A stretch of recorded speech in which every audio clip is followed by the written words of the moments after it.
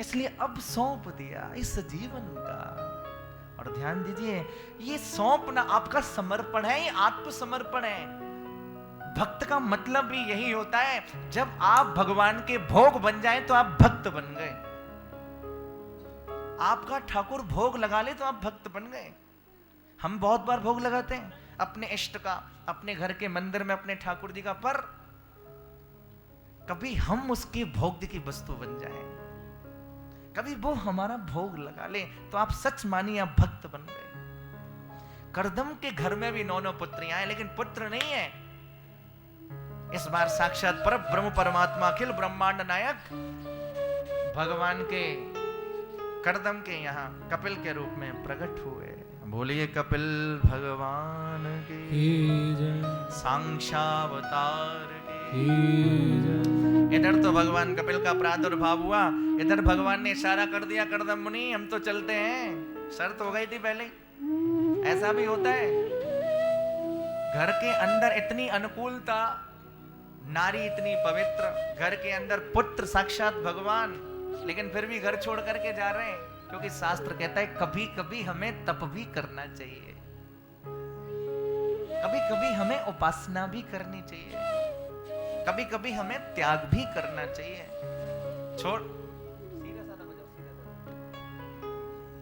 छाड़ करके चले गए, वन के लिए प्रस्थान किया। और यहां घर के अंदर महात्मा कपिल बैठे हैं, सामने देवी देवहूति बैठी हैं, और देवहूति ने आज सिंहासन पर बिठा दिया है।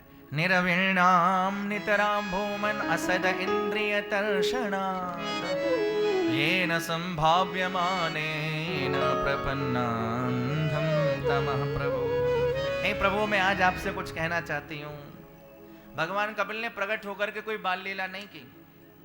ठाकुर जी भगवान कपिल रोए नहीं जैसे बच्चा रोता है, पालती लगा करके आसन पर बैठ गए। सांख्य अवतार है ये, सांख्य का उपदेश कर रहे हैं। मैं आज आपसे कुछ पूछना चाहती हूँ।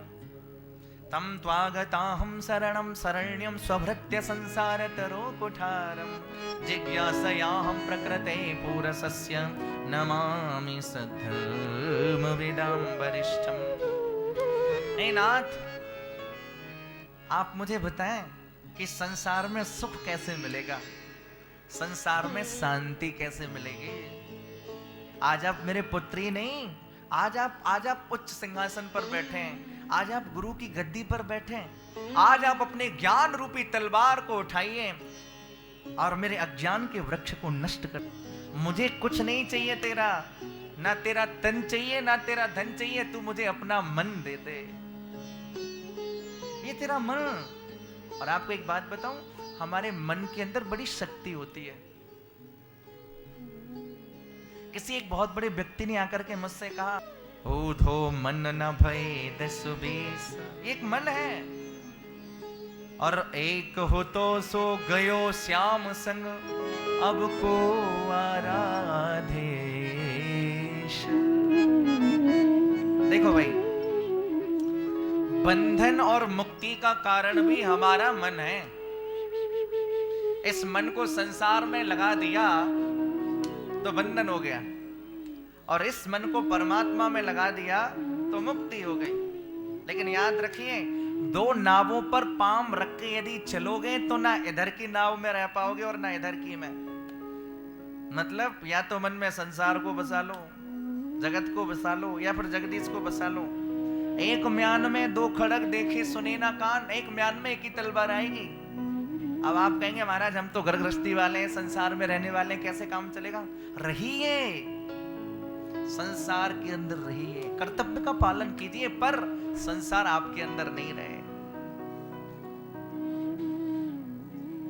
स्वामी विवेकानंद ने कहा था, उठो जागो और तब तक मत रुको जब तक अपने लक्ष्य की प्राप्ति ना कर लो। उठो जागो तब तक मत रुको जब तक अपने लक्ष्य की प्राप्ति ना कर लो।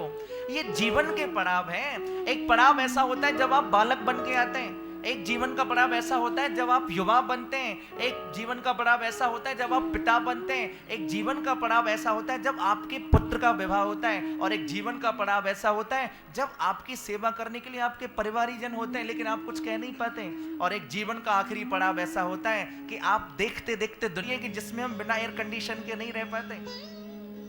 एक ऋतु ऐसी आती है कि जिसमें हम बिना छाता के चल नहीं सकते। एक ऋतु का प्रभाव होता है। कलयुग के अंदर भी एक ऋतु चल रही है। वो कौन सी ऋतु है? वो है नाम की ऋतु। काय की ऋतु है? नाम की। आपने एक बार कृष्ण कह दिया, आपने एक बार राम कह दिया, आपने हरे कृष्ण गोविंद मुरारी कह दिया, आपको संपूर्ण फल मिल गया जीवन का, क्योंकि कलयुग के अंदर नाम की ऋतु है। और कलयुग के अंदर एक और विशेषता, मानस पुण्य होए नहीं पापा। आप शक्ति नगर के अंदर बैठे हैं, अपने घर के अंदर बैठे हैं, और मन ही मन आपने सोचा चलो भाई वृंदावन घूम के आते हैं, वृंदावन दर्शन करके आते हैं। तो आप अपने घर के अंदर हैं, और घर के अंदर बैठे बैठे आपने मन ही मन यमुना जी में स्नान कर लिया। स्नान करने के बाद आप सेवा कुंज चले गए, सेवा कुंज के बाद आप निधवन चले गए, निधवन के बाद आप बांके बिहारी चले गए, बांके बिहारी जी से गिरिराज जी आ गए, गिरिराज की प्रदक्षिणा कर ली, फिर आप राधा रानी के मंदिर पे चले गए। तो आप विश्वास कीजिए, आपको घर में बैठे ही सब कुछ मिल जाएगा। ये कलयुग की विशेषता है। मानस पुण्य, यदि आप मन से कुछ करते हैं तो उसका आपको पुण्य मिल जाता है।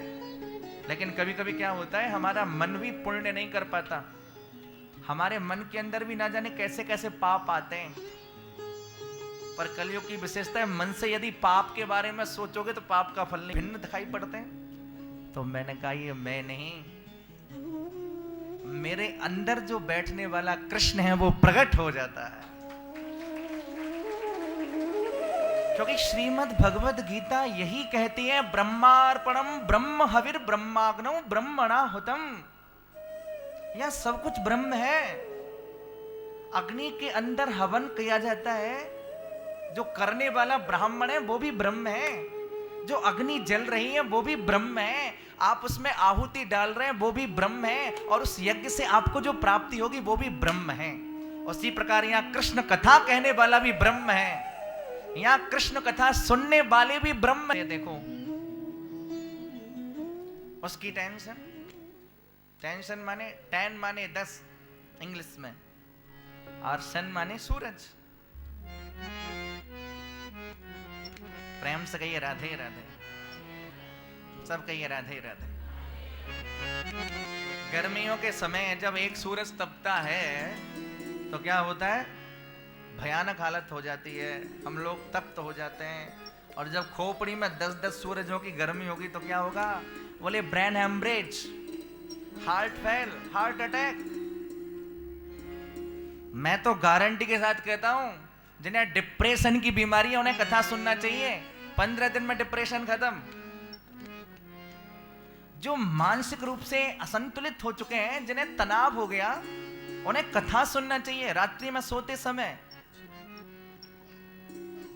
आपका तनाव नष्ट हो जाएगा, आपका हृदय का रोग नष्ट हो जाएगा। कथा आपके अंदर वो शक्ति पैदा कर देगी, वो साहस आपके अंदर दे देगी। भैया मन को यदि माधव के चरणों में लगाना है तो उसका सीधा साधन है कथा, उसका सीधा साधन है सत्संग। बोले सत्संग कैसा, तितिक्षवः कारुणिकः स्वरदः सर्वदेहिनां अजात शत्रवः शान्तः साधवः साधुभूषणा। संतों का संग माता जी। बोले संत कैसे होते हैं बेटा जी, जरा बता दीजिए। सतां प्रसंगान् मम वीर संविदु भवन्ति हृतकर्ण रसायना कथा तज्जोषणादा स्वपवर्गवर्त्मनि श्रद्धारतिर्भक्तिरनुक्रमिष्यते, श्रद्धारतिर्भक्तिरनुक्रमिष्यते। प्रेम से कहिए राधे राधे, सब कहिए राधे राधे, राधे राधे। तितिक्षवः, माता जी संतों का संग कीजिए। किनका संग कीजिए? आप संत कौन हैं? क्या जटा बढ़ाने वाले या पीले वस्त्र पहनने वाले संत हैं? ध्यान दीजिए, जिसके अंदर संत के लक्षण है वो संत है। चाहे आप पैंट पहने या धोती पहने, चाहे आप ग्रस्त में रहे या विरक्त रहे, आपके अंदर संत के लक्षण है तो आप संत हैं। संत का सबसे पहला लक्षण क्या होता है? बोले तितिक्षव, सहनशील होता है। आपने माला पहनाई तो कुछ नहीं होता, थप्पड़ मार दिया तो नाराज नहीं होता। और जरा सोचो, माला पहनाओगे तो आप कितने खुश हो जाएंगे, और कोई थप्पड़ मार देगा तो क्या हाल होगा? नींद नहीं आएगी सारी रात। तितिक्षव, संत बड़ा सहनशील होता है। सहन करो, सहन करो, सहन करो। कारुणिकः सुहृद सर्वदेहिना। हमारे भारत वर्ष के महान संत संत तुकाराम कितने बड़े सहनशील। एक बार की बात कही, संत तुकाराम कथा कर रहे थे और कथा करते करते क्या हुआ, कथा में जो भी कुछ आता था सबको वहीं बांट के आ जाते थे। जो भी कुछ आया कथा में सबको वहीं बांट देते थे। और एक दिन की बात, तुकाराम जी की जो धर्म पत्नी, उनका नाम है जीजाबाई। क्या नाम है? अब घर में तो कुछ लेकर के आते नहीं, अब घर का खर्चा कहां से चले? जो भी कुछ कथा में आए सबको वहीं बांट देते। एक दिन की बात, जीजाबाई को बड़ा क्रोध आया, अपने घर के अंदर बैठी हुई थी, बोले आज आ जाने दो संत तुकाराम जी को। और जो ही तुकाराम जी कथा मंच से उठ करके आए और जो भी कुछ आया था सबको वहीं बांट दिया। अब उस दिन किसी ने क्या किया, मिष्ठान जो होता है ना, मीठा कुछ चढ़ा दिया कथा में, तो तुकाराम जी ने उसको भी रास्ते में बांट दिया। किसी ने कथा में गन्ना भी चढ़ाया, ईख का गन्ना, उसको तुकाराम जी ने अपने हाथ में उठा लिया और लेकर के अपने घर के लिए चल दिया। प्रेम से कहिए राधे राधे। राधे राधे। सब कहिए राधे राधे। राधे राधे। और जो ही अपने घर पहुंचे, जीजाबाई बैठी हुई है इसी प्रतीक्षा में, आज देखूं क्या होता है। वैसे पंडितों के ऊपर कुछ विशेष ही कृपा होती है। घर में आए संत तुकाराम जी, जीजाबाई ने ना कुछ कहा और ना कुछ सुना। हाथ में गन्ना लगा हुआ था और छुड़ा करके तुकाराम की पीठ पे मारा बड़ी जोर से। लेकिन वारे संत तुकाराम मुस्कुरा करके कहा, देवी जी आपने बहुत अच्छा किया, गन्ना एक ही था और हम खाने वाले दो, अब इसके दो टुकड़े हो गए, आधा तुम खाओ आधा हम। सहनशीलता, इसका मतलब ये नहीं कि वो अपनी पत्नी से डरते थे। जैसे आजकल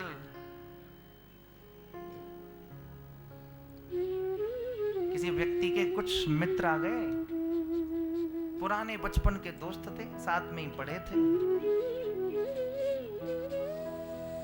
अब जब वो मित्र आए तो मित्रों ने कहा भाई आपका विवाह हो गया, भाभी जी घर में आ गई, तो जरा हम भी उनसे राम राम कर लेते हैं, और आज हमारी इच्छा है कि आज तो हम आपके घर में ही भोजन करेंगे। अब बचपन के पुराने दोस्त, पढ़ने वाले 15-20, अब 15-20 यदि घर में आएंगे तो भोजन भी बनाना ही पड़ेगा। अब वो व्यक्ति मना कैसे करे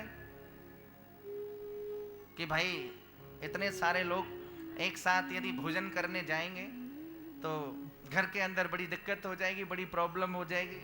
अब वो पुराने थे मित्र, पुराने थे दोस्त, बोले ठीक है आप कहते हैं तो ऐसा ही करते हैं, आपकी बात रख देते हैं। तो उसी समय प्रेम से कहिए राधे राधे। राधे राधे। सब कहिए राधे राधे। राधे राधे। फोन मिलाया श्रीमान जी ने अपनी श्रीमती जी के लिए, फोन गया और श्रीमती जी का नाम था कोकिला। फोन मिलाते बोले कोकिला, मैं तो कोकिला बोल रहा हूं, उन्होंने तो कहा कुकी। अब जैसे ही फोन वहां पहुंचा तो कहा कि भाई मेरे बचपन के कुछ मित्र आए हैं, दोस्त आए हैं, इनके लिए 15-20 लोग हैं और इनके लिए भोजन की व्यवस्था तुम्हें करनी है। अब वो श्रीमती जी ने सीधे डायरेक्ट बोला, इस समय उपभोक्ता के नंबर पर कॉल संभव नहीं है, भोजन की व्यवस्था घर के अंदर हो। बोले और मैं अकेली बनाने वाली, अरे कहीं दूसरी जगह पर उनकी इच्छा थी। कभी कभी ऐसा होता है। तुकाराम जी के घर में भी यही हाल। पर द्वारे संत तुकाराम, उन्होंने कुछ भी नहीं कहा। उन्होंने कहा कि देवी जी आप आधा आधा आप खा लीजिए, आधा मैं खा लेता हूं। इसे कहते हैं सहनशीलता। ना तेरी शान कम होती और ना तेरा रुतबा कम होता। ना तेरी शान कम होती और ना तेरा रुतबा कम होता। जो गुस्से से कहा है वो प्यार से कहा होता।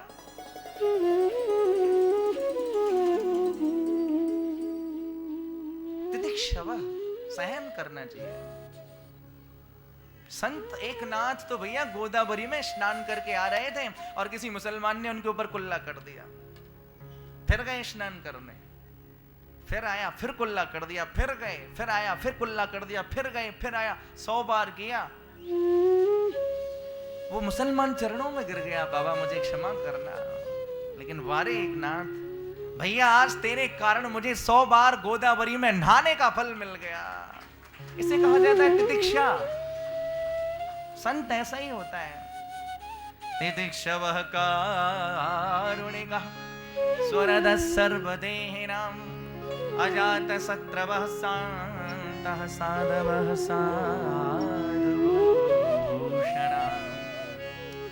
ऐसे संतों का संग करने से भैया हृदय के अंदर प्रेम रंग चढ़ जाता है।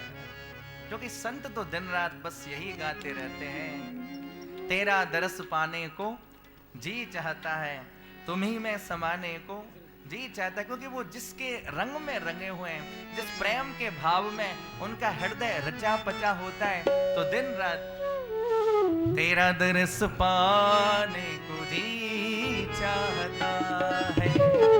तेरा दरस पाने को जी चाहता है। तेरा दरस पाने को जी चाहता है। तेरा दरस पाने को जी चाहता है। तेरा दरस पाने को, तेरा दरस पाने को जी चाहता है। तेरा दरस पाने को जी चाहता है। तेरा दरस पाने को जी चाहता। हाँ, तेरा दरस पाने को जी चाहता है। तेरा दरस पाने को जी चाहता। जय हो।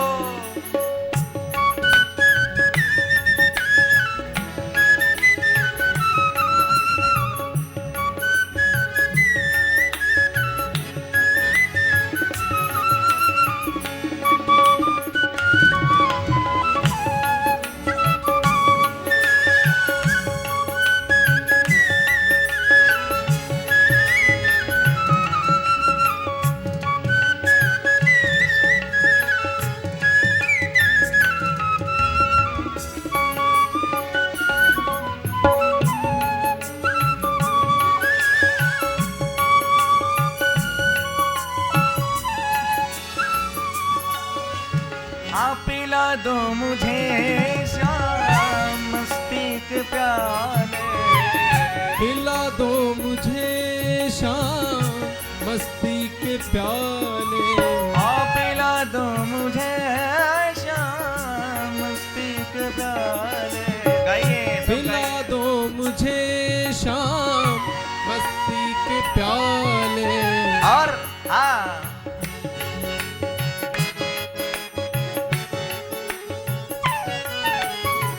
पिला दो मुझे शाम मस्ती के प्याले। पिला दो मुझे शाम मस्ती के प्याले। मस्ती में आने को जी चाहता है। मस्ती में आने को जी चाहता है। मस्ती में आने को जी चाहता है। तेरा दरस पाने को जी चाहता है। तेरा दरस पाने को जी चाहता है। जय हो।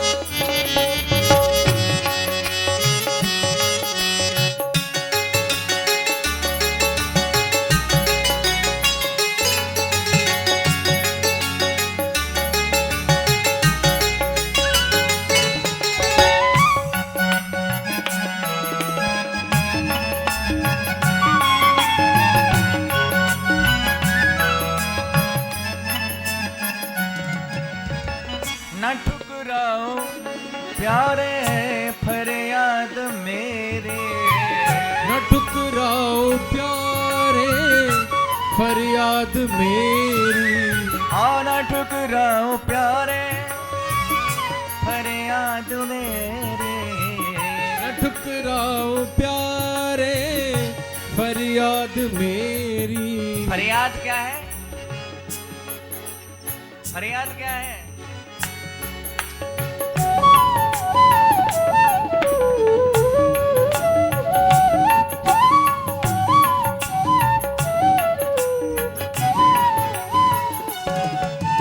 हाँ न ठुकराओ प्यारे फरियाद मेरे, न ठुकराओ प्यारे फरियाद मेरी।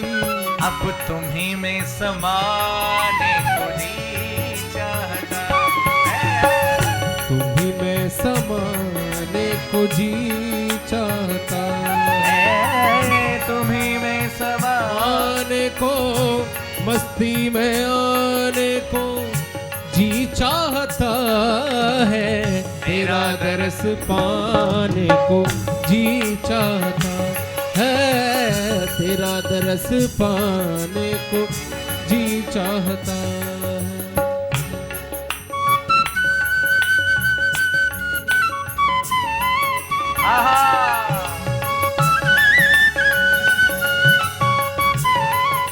कन्हैया लाल की।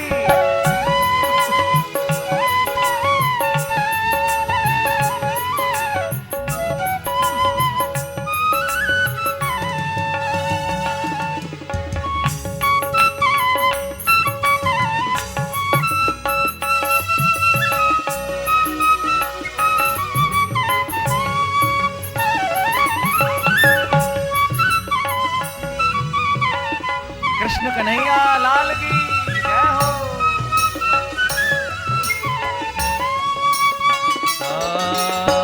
तेरा दरस पाने को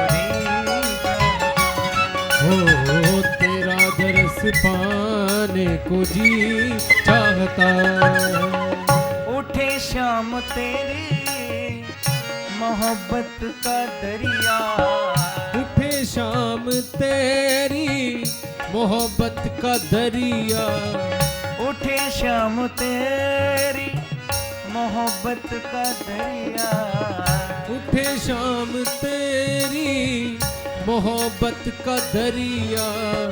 दरिया मोहब्बत का, दरिया कौन सा दरिया? मोहब्बत का, प्रेम का।